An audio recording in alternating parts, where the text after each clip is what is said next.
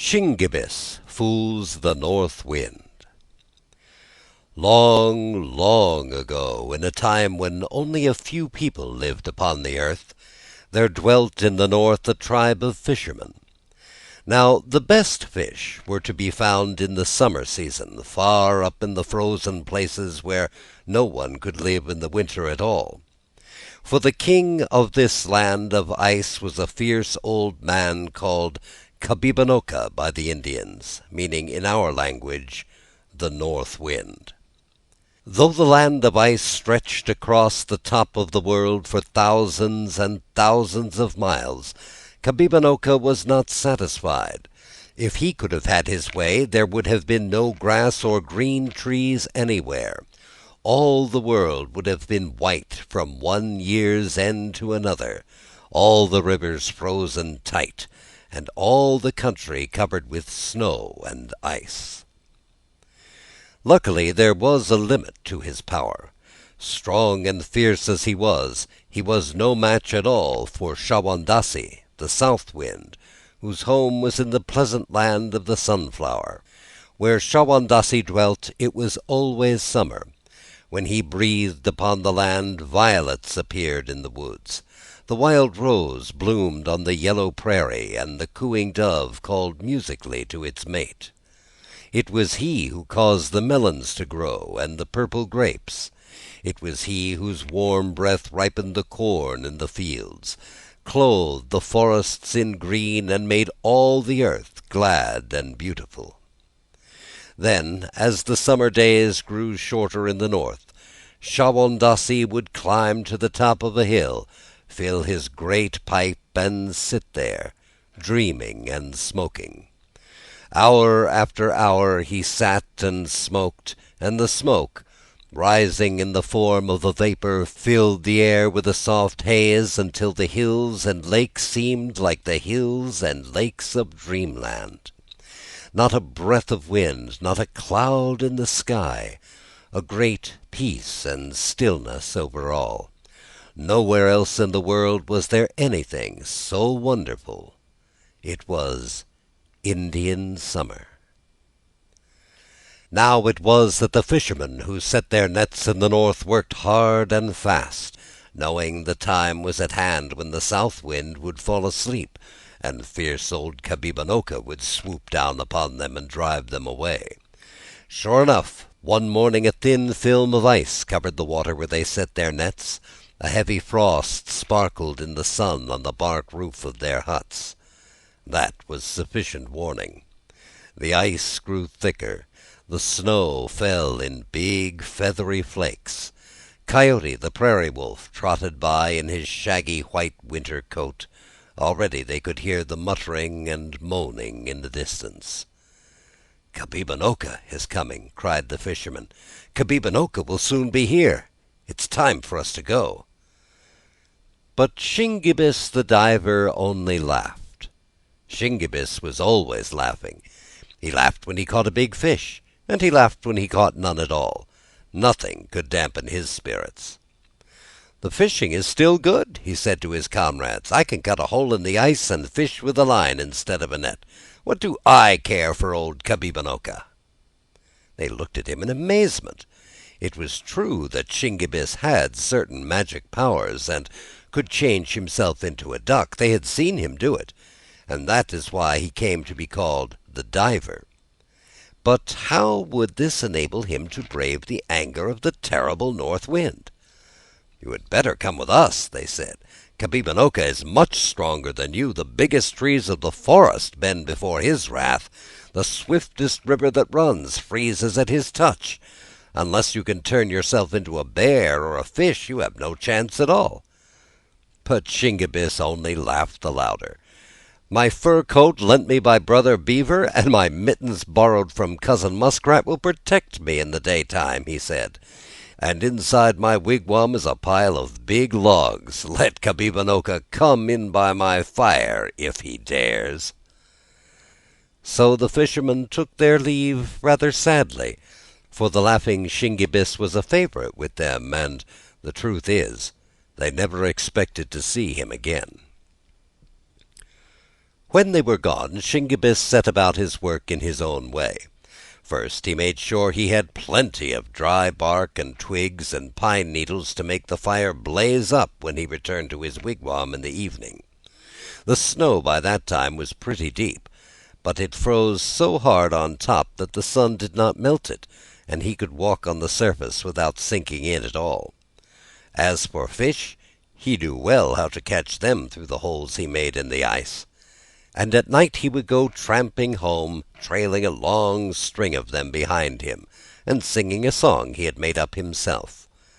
"Kabibona'kan, ancient man, come and scare me if you can. Big and blustery though you be, you are mortal, just like me." It was thus that Kabibona'kan found him, plodding along late one afternoon across the snow. "Ooh, ooh!" cried the north wind. "What impudent two-legged creature is this who dares to linger here so long after the wild goose and heron have winged their way to the south? We shall see who is master of the land of ice. This very night I will force my way into his wigwam, put his fire out, and scatter all the ashes around. Ooh, ooh." Night came. Shingebiss sat in his wigwam by the blazing fire, and such a fire! Each backlog was so big it would last for a moon. That was the way the Indians, who had no clicks or watches, counted time instead of weeks or months. They would say a moon, the length of time from one new moon to another. Shingebiss had been cooking a fish, a fine fresh fish caught that very day.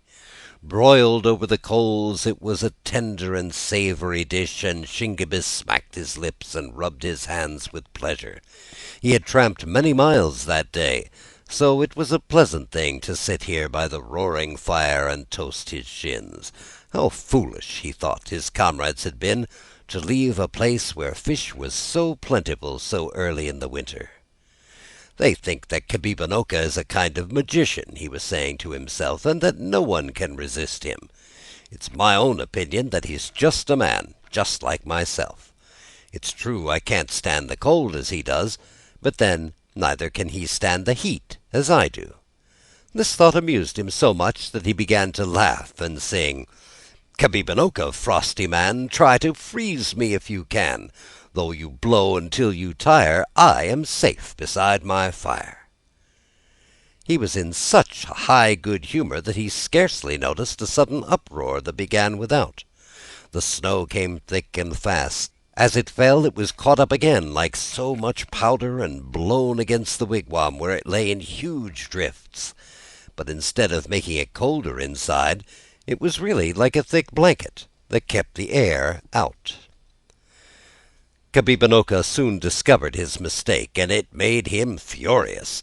Down the smoke vent he shouted, and his voice was so wild and terrible it might have frightened an ordinary man, but Shingebiss only laughed. It was so quiet in the great silent country that he rather enjoyed a little noise. "Ho, ho!" he shouted back. "How are you, Kabibona'kan? If you are not careful, you will burst your cheeks." Then the wigwam shook with the force of the blast, and the curtain of buffalo hide that formed the doorway flapped and rattled and rattled and flapped.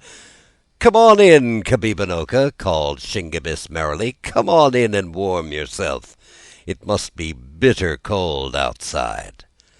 At these jeering words, Kabibona'kan hurled himself against the curtain, breaking one of the buckskin thongs, and made his way inside. Oh, what an icy breath! So icy that it filled the hot wigwam like a fog. Shingebiss pretended not to notice. Still singing, he rose to his feet and threw on another log. It was a fat log of pine, and it burned so hard and gave out so much heat that he had to sit a little distance away. From the corner of his eye he watched Kabibona'kan, and what he saw made him laugh again.